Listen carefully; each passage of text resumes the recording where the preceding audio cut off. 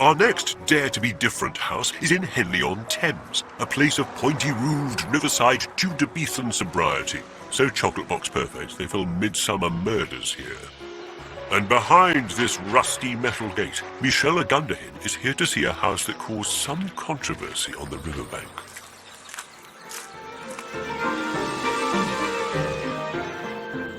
This is Pheasants. Concrete, rusty metal, modernist lines.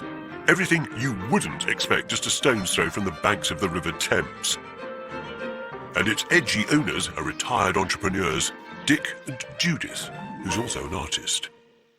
There's a natural tendency for people to want to reprise what's already been successful, and a hesitancy to try anything new. Introducing something new, a new element, is really quite difficult.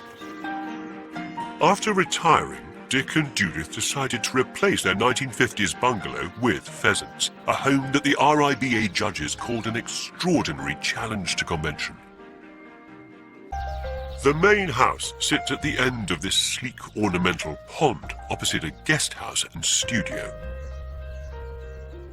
You enter through a reception hall which opens into a large living and dining space with a ground floor kitchen and a master bedroom suite. Up the stairs are another 4 bedrooms with further stairs up onto the roof terrace. Their original plans were amended, but the revised ones also drew objections. Despite this, the council granted planning permission. Well, why do you think people got that sort of level of animosity towards the new? When you say, why are you doing this, and the answer is because I can, you know there won't be much sensible debate about it. So what can you do? We did dig our toes in, and it was a challenge which we rose to and met. Ended in the High Court, judge ruled in our favour, and then we were able to move on. From the formal reception hall, you glide into a main living and dining area, with views to the formal pond one way and the river the other. Space flows here, from the kitchen to the ground floor master bedroom with ensuite. Everything you could need is on one floor. We knew we were getting old, alas, and age has its problems, one of which is accessibility. The house has been designed with these very wide pivot doors and sliding doors, so if we do ever end up in wheelchairs, we can still move around and be fully active. But there can't be many retirement homes fashioned from this much concrete. The concrete, it doesn't weigh heavily on your head, but you're very aware of it. So the beauty of the concrete is that it isn't cavernous, and the whole thing is really quite cosy.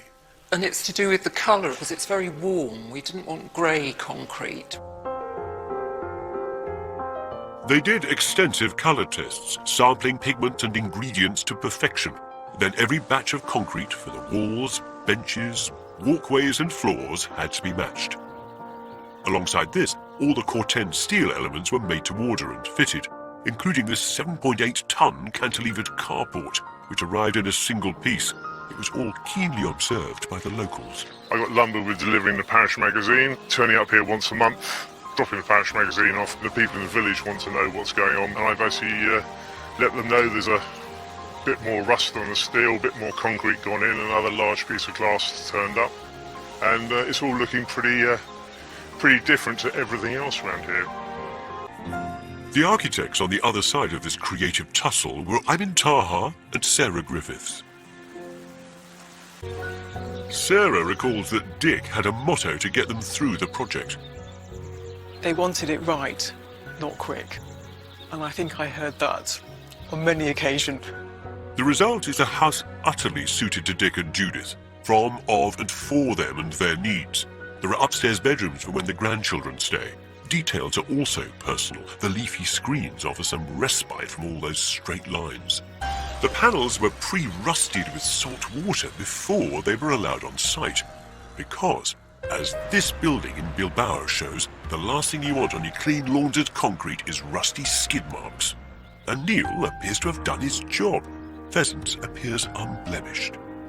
And the 14-year struggle hasn't tarnished Dick's sense of humour.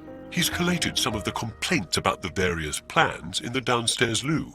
There's some classics here, aren't there? My favourite, I think, is probably this one. We truly believe that the banks of the River Thames are most emphatically not the place for architectural experiments of this nature. How about that? What is really nice about having this building is that because it's riverside, it is seen by a lot of people, and it does set the tone for, I hope, a new generation of buildings along the Thames.